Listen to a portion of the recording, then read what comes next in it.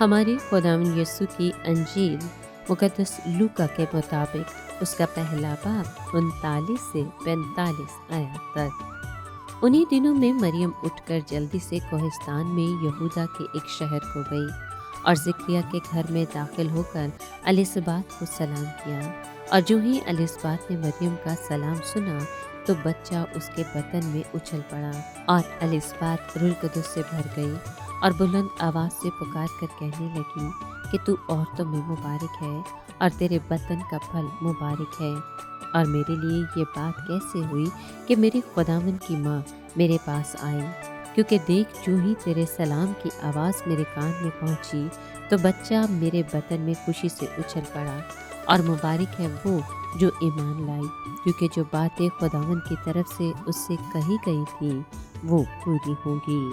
پاک کلام کے پڑھے اور سنے جانے پر خداوند کی برکت ہو، خدا کا شکر ہو۔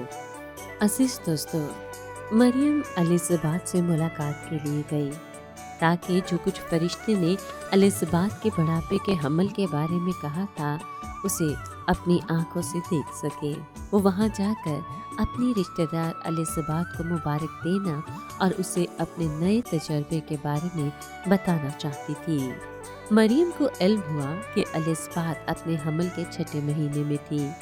الصبات سے بانجھ پن کی شرمندگی جاتی رہی، اسے معاشرے میں عزت ملی تھی۔ جیسے ہی مریم نے الصبات کو سلام کیا، بچہ یعنی یوحنا اس کے رحم میں اچھل پڑا۔ یہ الصبات کے لیے نشان تھا کہ جو شخصیت اسے سلام کر رہی تھی وہ عرصہ دراز سے انتظار کیے جانے والے مسیحا کی ماں تھی۔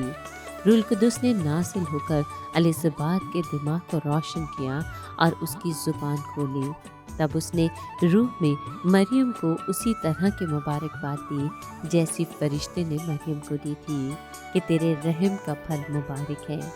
الصبات نے مریم کو اس کے عظیم ایمان کے لیے مبارکباد دی جو اس نے فرشتے کے پیغام کو قبول کر کے ظاہر کیا تھا۔ مریم کو مبارکباد دینے کی یہ کیفیت الصبات کی فروتنی کا مظہر ہے۔ اس کے الفاظ روح القدس کی تحریک سے تھے، کیونکہ اس نے کہا مجھ پر یہ فضل کہاں سے ہوا کہ میرے خداوند کی ماں میرے پاس آئی۔ وہ مریم کی نہیں بلکہ مریم کے بچے کی تعریف کر رہی تھی جس کے الہی مرتبے کو الصبات نے پہچان لیا تھا۔